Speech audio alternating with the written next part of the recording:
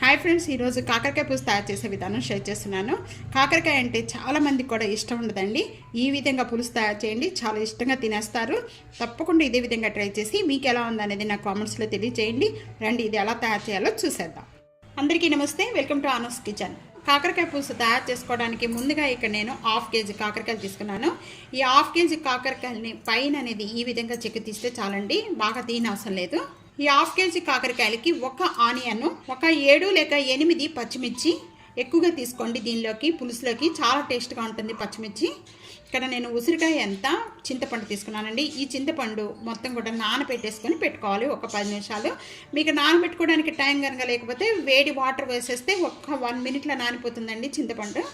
నేను విత్తనాలతోనే వేసేస్తున్నానండి. మీకు విత్తనాలు ఇష్టం లేకపోతే మాత్రం తీసేసుకోవచ్చు. కాకరకాయ అంతా కూడా ఈ విధంగా కట్ చేసుకోవాలి. తీసుకున్న కాకరకాయల్లో ఒక 1/2 టేబుల్ స్పూన్ అనేది పసుపు యాడ్ చేస్తున్నానండి.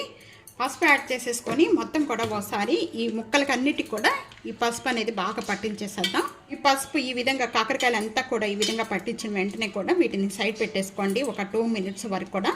కాకరకాయ పులుసు తయారు చేసుకోవడానికి నేను ఇక్కడ ప్యాన్లో 5 టేబుల్ స్పూన్ ఆయిల్ యాడ్ చేస్తున్నానండి. ఈ ఆయిల్లోనే మొత్తం ఈ కాకరకాయ పీసెస్ అన్నీ కూడా వేయించుకోవాలి.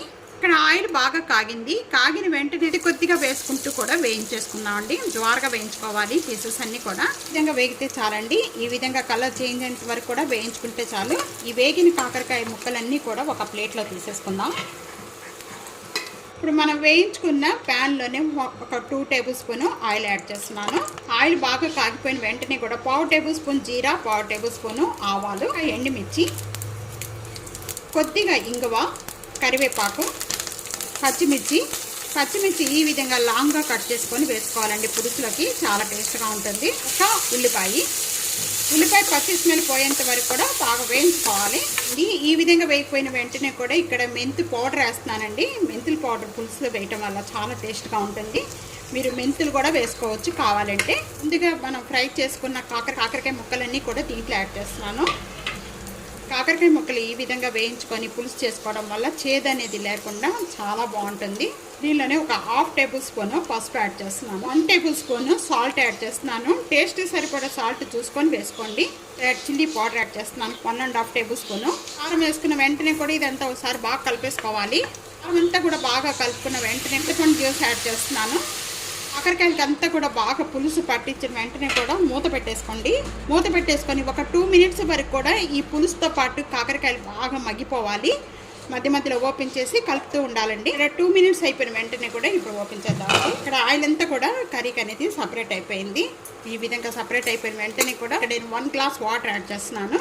ఈ వాటర్ యాడ్ చేయడం వల్ల కాకరకాయ ముక్కలు ఆల్రెడీ మనం వేయించుకున్న కాకరకాయ ముక్కలు కొద్దిగా మగ్గిపోతాయి.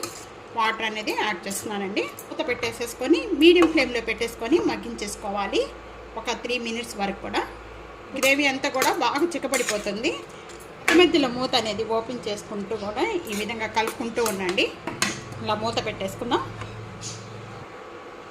ఇప్పుడు 3 మినిట్స్ అయిపోయిన వెంటనే ఇప్పుడు ఓపెన్ చేద్దామండి. ఇదంతా కూడా ఈ విధంగా ఆయిల్ అంతా కూడా సపరేట్ అయిపోయింది. ఇంకా గ్రేవీ అంతా కూడా బాగా చిక్కపడిపోయిన వెంటనే కూడా 1 టేబుల్ స్పూన్ బెల్లం యాడ్ చేస్తున్నాను.